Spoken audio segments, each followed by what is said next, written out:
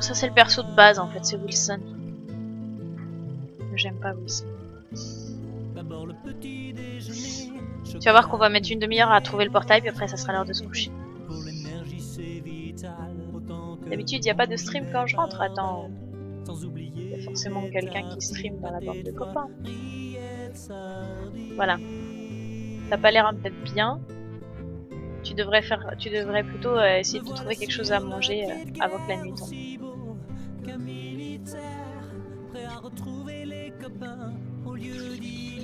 Bon, on y retourne. Alors. Donc voilà comment tu commences ta partie en fait. T'as les poches vides et tu essaies de récolter de quoi manger et de quoi avoir de la lumière pendant la nuit. Parce que si jamais t'es dans le noir pendant la nuit, tu te fais attaquer. Ce qui m'est arrivé en fait. Je me suis fait attaquer à la fois par les chiens de McTusk que j'ai réveillés parce que je leur ai foncé dedans. Parce que bêtement je me suis promenée à la torche. J'aurais pas dû en fait. J'aurais dû passer la nuit à côté du feu. Sachant que j'étais dans une zone où il y avait potentiellement un deuxième McTusk. C'était complètement idiot de ma part de prendre ce risque là. Mais bon, c'est pas grave. Donc voilà. Tiens, gros pseudo, tu veux un cours accéléré de Don't Starve?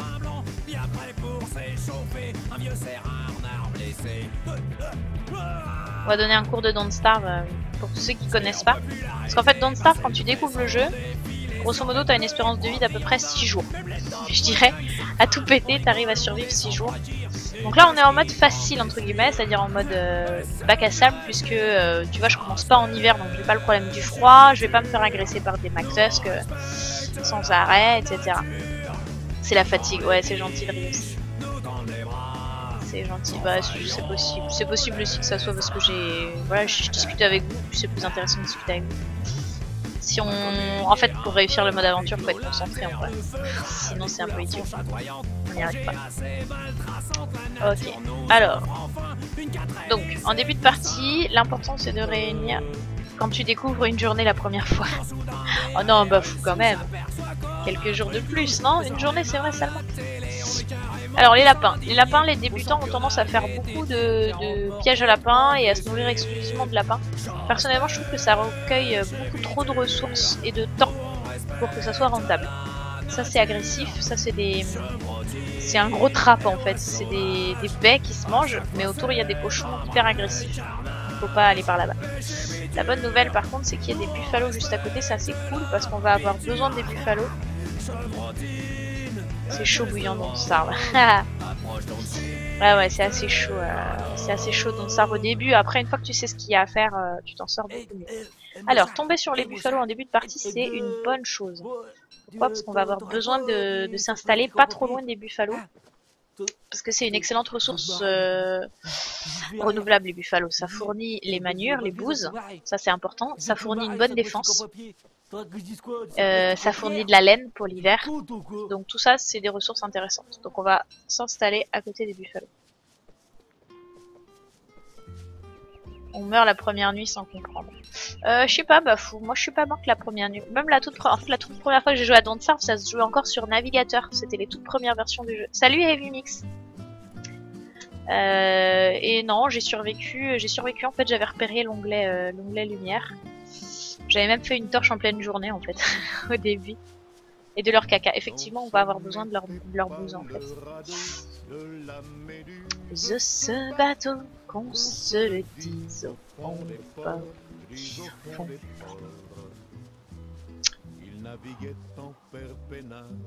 Lourd à Don't Starve qu'à chaque fois que tu en parles, il est arrivé. C'est vrai. Mais c'est parce que je connais bien le jeu, ce babouche, malheureusement, et que je sais à quoi m'attendre. Mais de toute façon, là, on n'est pas en hiver, donc normalement, on n'aura pas de McTusk. Les McTusk n'arrivent que l'hiver. Mais en vrai, c'est très intéressant de savoir où est McTusk quand on est bien préparé, pas quand on est comme moi au milieu de l'hiver avec une torche à 10% et pas d'armure. Ah, mais c'est cool ça, va-t-on tout trouver dès le début? Deuxième chose importante qu'il faut trouver, ah bah écoutez, c'est super pour un tutoriel. Deuxième chose importante, on va peut-être improviser un tutoriel en fait. Deuxième chose importante qu'il faut trouver, c'est de l'or. Ça c'est important. Il faut que vous ayez à peu près une vingtaine de minerais d'or pour que vous puissiez envisager de vous installer. Ça sert à rien de commencer à monter une base avant d'avoir 20 minerais d'or, en tout cas à mon avis. S'il n'y a rien qui vous presse, c'est-à-dire si vous n'êtes pas en mode aventure, parce qu'en mode aventure, on peut avoir besoin de monter une base un peu à l'arrache. Chaque personnage a une histoire, oui. Oui, Mimosa. Après, l'histoire est toujours à peu près la même, c'est qu'on se fait kidnapper par Maxwell pour arriver dans ce monde. Mais chaque personnage a un background particulier, oui. Alors, Diabu travaille chez les il est développeur chez justement Clay Entertainment, qui est la boîte qui édite, qui produit Don't Starve. Donc, il est capable de répondre à toutes vos questions sur ce jeu. Hein. Profitez-en pour poser vos questions. Donc, voilà. Donc, je réunis mes 20 minerais d'or. Pour avant de s'installer, grosso modo, qu'est-ce qu'il faut? Pour pouvoir monter sa base, il vous faut 20 minerais d'or. Il vous faut... 20 minerais d'or. Un peu moins en vrai, mais partez sur 20, comme ça vous êtes tranquille, vous aurez plus besoin d'y retourner avant un petit moment. Il vous faut 8 roseaux. Pas plus, pas moins, normalement. En tout cas, pas avant un petit moment. Et il vous faut... trouver les buffalos. Voilà. Après, le bois, typiquement, vous avez remarqué que j'ai pas encore commencé à couper du bois. Je suis pas en hiver, j'ai pas de problème de froid. J'aurais pas de problème. Non, c'est bon, j'ai cru que j'allais tomber sur des robots. Je suis pas en hiver, donc j'aurais pas de problème de froid avant un petit moment. J'ai pas de problème de... Je suis en automne là d'ailleurs, ou en hiver, ou en printemps. En automne, je crois, hein. Il y avait des trous de lapin, il me semble. Ça doit être l'automne, ça. J'ai pas besoin de faire un feu, en fait, pour l'instant. Et pourquoi je vais pas le faire? Parce que pour couper du bois, il va me falloir une hache. Il va falloir que je ramasse les bûches et les pommes de pin qui vont aller avec. Grosso modo, je vais avoir 3 nouveaux items dans mon inventaire. Et comme vous avez vu, je suis très serré au niveau de l'inventaire en début de partie sur ce jeu. Du coup, j'évite de couper du bois en début de partie, à moins d'y être absolument obligé. Hop, on va se faire une torche.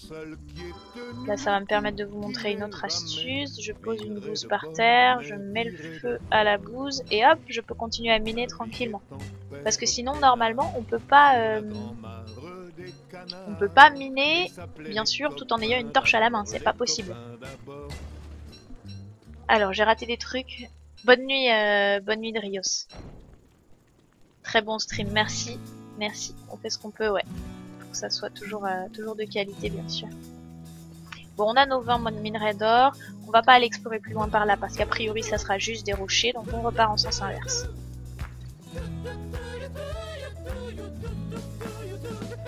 J'ai écrit hors chat, espace mis en pause le stream, je l'ai plus. Ok, Sigmund, à tout de suite. Mister Panier, c'était quoi la petite maison chelou? Oui, c'était une maison de cochons sans doute, je pense. Les cochons sont des amis en fait, des robots. Oui, il y a des robots aussi dans ce monde. Mais on n'en a pas croisé encore. J'ai cru qu'il y en aurait sur la moquette là, sur la zone de moquette qu'on a explorée, mais il n'y en avait pas. Elle est bizarre cette map, on dirait une map de mode aventure. C'est rare les petits passages comme ça en mode solo. Qu'est-ce que je disais? Le mode aventure, les robots. Les robots, oui, c'est des ressources. C'est une ressource en fait. Mais c'est des mobs qui tapent assez fort. En début de partie, on va pas trop s'en soucier. On ira les chercher dès qu'on aura une armure et un casque. Et puis encore une fois, c'est du stuff qui va prendre de la place dans notre sac. Là, par exemple, la torche, je suis pas obligée de la garder. On va la garder parce que ça peut toujours servir. Mais en vrai, 7%, je vais pas en faire grand chose. Il faudra pas que j'oublie de commencer par celle-ci quand j'essaierai d'en tuer. Donc là, je vais pas continuer à miner. Alors encore une fois, une astuce intéressante, je vais pas continuer à miner de l'or parce que les stacks de 20, enfin les stacks d'or s'accumulent que par 20. Donc si je recommence à miner de l'or, je vais me retrouver avec un 21 ou 22 minerais d'or et au final je vais avoir un emplacement en plus d'utiliser. Par contre, ce que je vais faire, c'est garder ma pioche à la main pour taper les monstres avec. Comme ça, je vais la finir sur les monstres, finir de l'user et ça me fera une place dans mon inventaire pour autre chose plus tard. Les robots ressemblent à quoi? Bah on va en croiser The Bush, je pense. Ça te donnera l'occasion de les voir. Les cochons, tu peux leur donner à manger, ils seront contents. Effectivement, si tu donnes de la viande aux cochons, en fait, ils vont te suivre partout.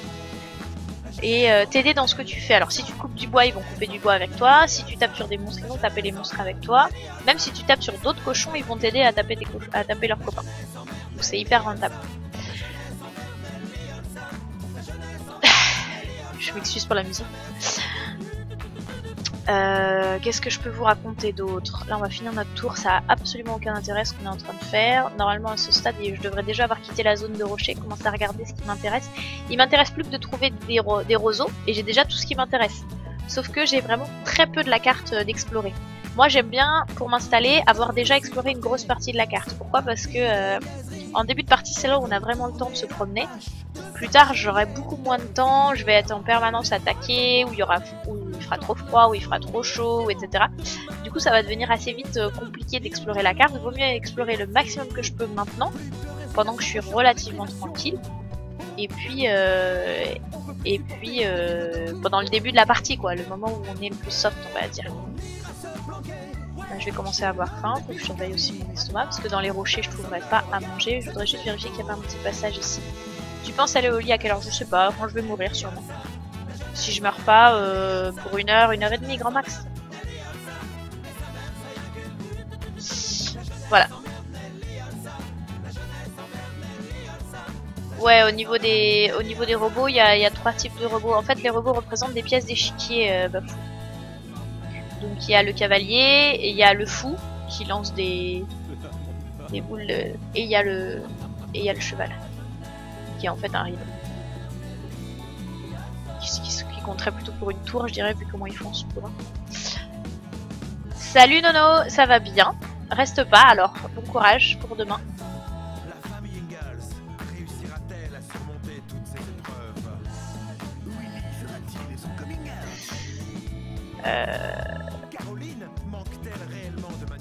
Bon, ça sert à rien du tout là où je vais là. Faut que je regarde ma carte un peu plus. Je suis concentrée sur le truc. Tu t'en vas? Mais j'allais t'apprendre plein d'astuces, gros pseudo. Quand est-ce que tu restream, gros pseudo? Ça fait longtemps qu'on t'a pas vu. Ouais, c'est clair. Même question que MRP.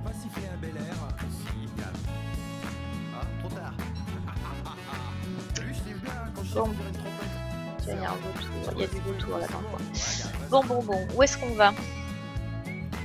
Il y a sûrement quelque chose qui se passe par là. Par ici, c'est évident.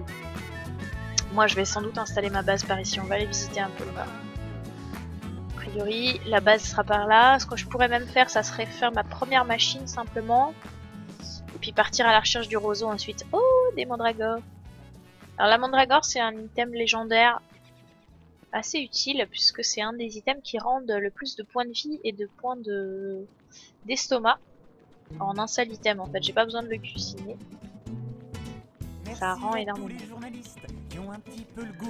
Oui, je m'installe près des buffalos, mais pas trop près non plus, parce que si on s'installe trop près des buffalos, quand ils sont en chaleur, ils sont en chaleur tous les printemps au moins, et une partie de l'hiver, je crois. Si on s'installe près des buffalos, quand ils sont en chaleur, ils vous attaquent, et ils attaquent votre base, ils détruisent tout ce que vous avez chez vous. C'est un peu déprimant. Donc pas trop près des buffalos, c'est important. Dans 5 minutes, tu vas stream? Ah yes. Bah écoute, écoutez, voilà, je vais peut-être aller me coucher en fait, je vais aller regarder le gros pseudo.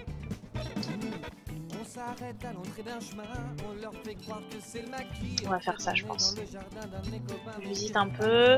On va finir de visiter la map, essayer de se trouver les roseaux, et puis ensuite on va rejoindre le stream de gros pseudo. Vous avez le droit d'y aller tout de suite si vous voulez. Ouh, encore des buffalos. C'est bon ça. Tous en cagoule sur les photos qui font parfois la première page. On nous traite de terroristes parce qu'on plastique des trucs la nuit. On les même pas indépendantistes. Ça fait avancer dans le temps. Ça fait avancer jusqu'à la nuit seulement, Bafou. Ce qui est pas. Moi je m'en sers pas pour ça. Je m'en sers surtout pour son côté survie. Et puis parce que c'est trop mignon d'avoir.